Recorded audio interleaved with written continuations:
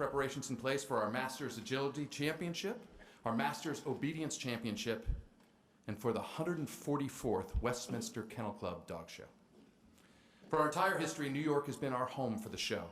From the early days at P.T. Barnum's Hippodrome to today's glorious spectacle at Madison Square Garden, New York and Westminster have hosted dog lovers from all over the world at the ultimate dog show event. We are thankful for our partnership with the city and trust that everyone will be looking up at the Empire State Building on Tuesday night to see Westminster purple and gold lighting up the Manhattan skyline. We have so much exciting news to share today.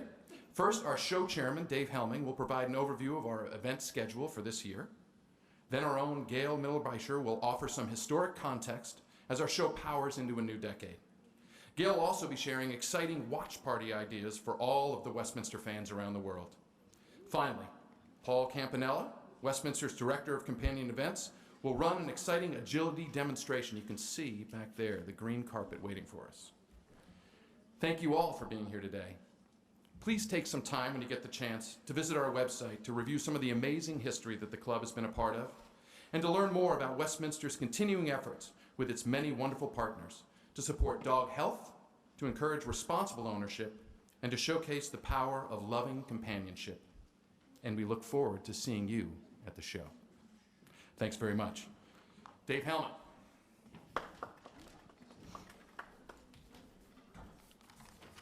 Thanks, Chad, and good morning, all.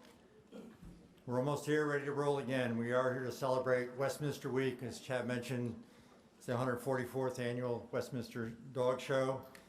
It's the 5th annual Masters Obedience Championship, and we have our 7th annual Master Agility Championship, so all kinds of things.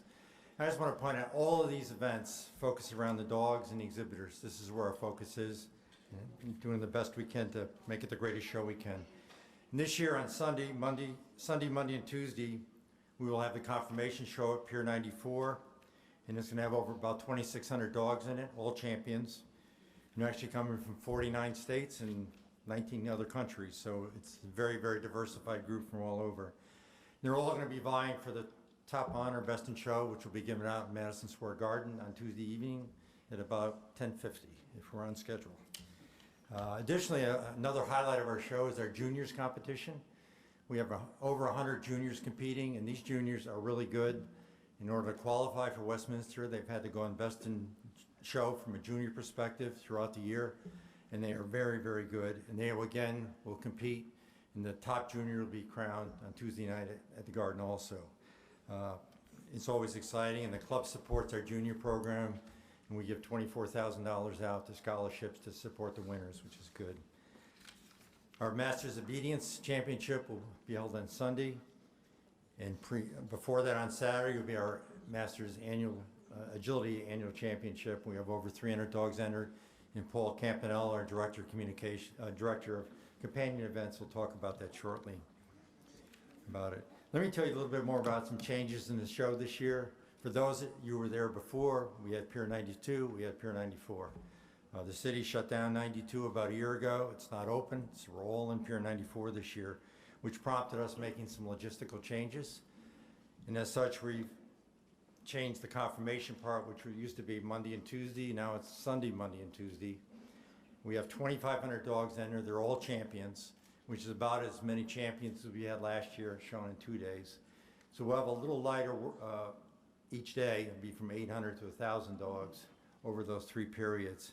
And I said before, they're all champions. And the top competitors come from all over the country on that.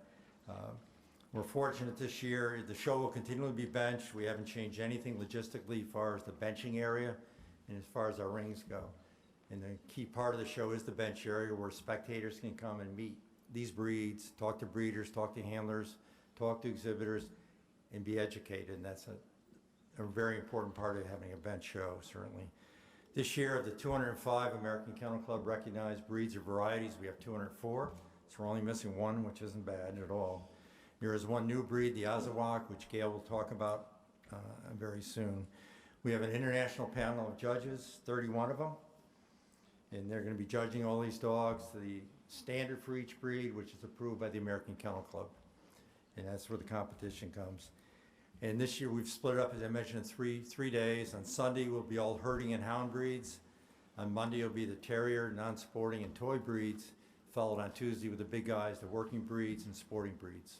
Our schedule in MSG has not changed. The groups are still Monday and Tuesday night with Best in Show on Tuesday night. Our Best in Show judge this year is a fellow named Bob Slay, very distinguished man who has a history in the sport for over 50 years. He's been a judge. He has 40 years of experience being a judge. He's a retired naval officer. He's a retired vice president of the American Kennel Club and a few other things. And he's done a lot. This will be Bob's 8th assignment at Westminster. Previously, he's done both the herding and working groups, so we're very happy to do that. We're having good television coverage again from Fox. Fox Sports on Sunday night on FS1 is going to be our Masters Agility Championship, which is actually done on Saturday, but we've had tremendous interest in that. That'll be coming out on Sunday night. Monday and Tuesday afternoon from the Pier is on FS2. We're going to have 2 hours live of breed judging, and all the judging, all 4 days, is going to be streamed live too, so it's going to be available out there. Monday and Tuesday nights from MSG, from 7 to 11, this will all be on FS1. It'll be a pre-show at 7 o'clock. The actual group judging and Best in Show start at 7:30 on Monday and Tuesday night. So we have a lot going on. So we're very happy to have, obviously, have Fox on board. Another group is our Purina Pro Plan, who sponsors the show. Jim Allen, I know you're here somewhere. Thank you, Jim, again, very much. They're such an important part of what we do every year. And we've got a week of top dogs, breeders, handlers, exhibitors, juniors. And that's why we call ourselves America's Dog Show. So we look forward to your help on the show and being part of it. Now I'd like to turn it back over to Gail, who's our Director of Communications. Gail?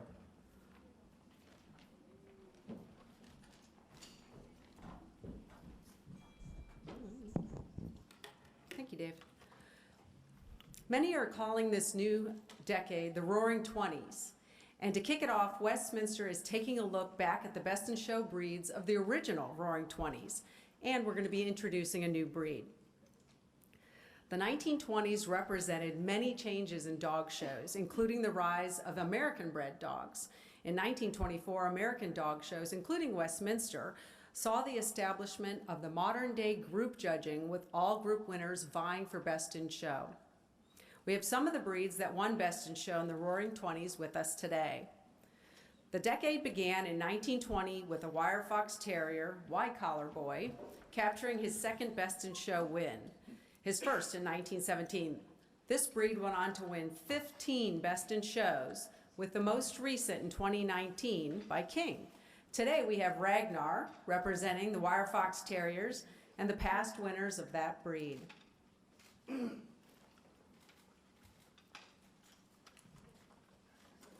Okay, that's good.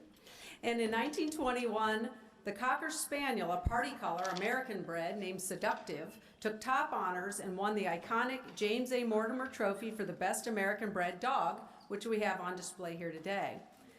This award helped highlight domestically bred dogs when most purebreds were still imported from Europe. Today we have Ice, representing those Cockers of the past.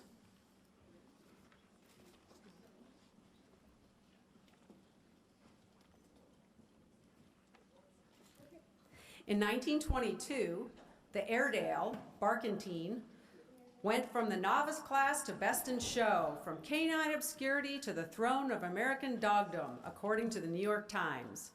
He was also an American bred and was from Boston. Today we have Sailor joining us.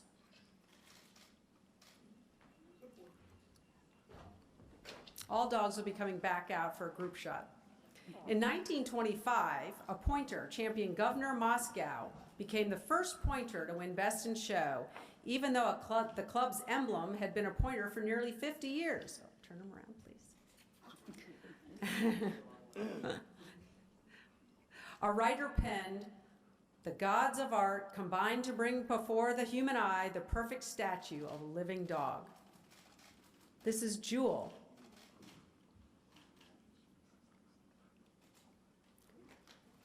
To wrap up the Roaring Twenties, in 1929, the year the New Yorker Hotel was built, the collie champion Loyalty of Belhaven won Best in Show at Westminster. He was the youngest ever to win Best in Show, and he was 9 months old on the day of his big win.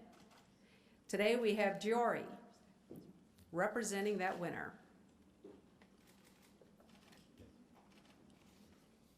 Now, 100 years later, we have a new breed debuting at Westminster.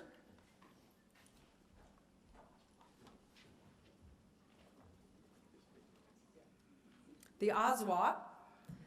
Today we have Sunny and Bahir.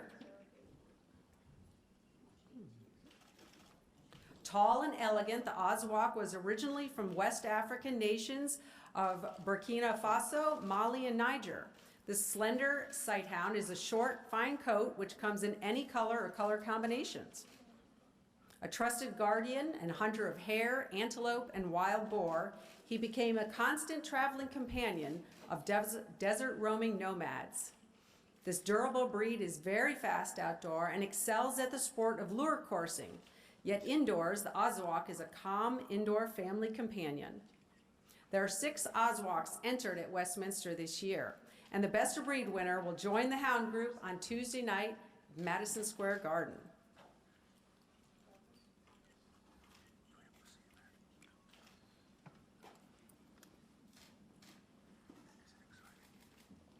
Just stay a minute. They're just...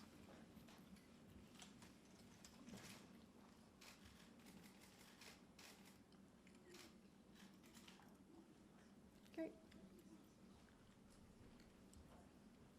Oh, you can go back that way. Oh, you're staying. Oh, okay. Yep. And now we will do a photo. I don't know if we're gonna be able to get them all up here.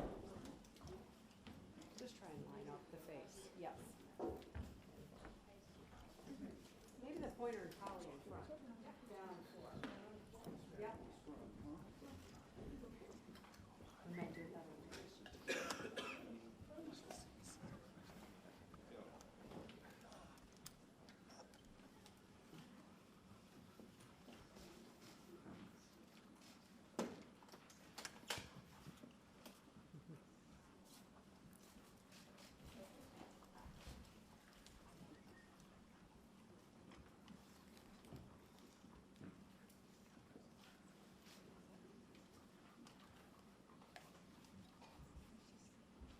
It's always incredible to think about these breeds that were showing in the 1800s are still competing today.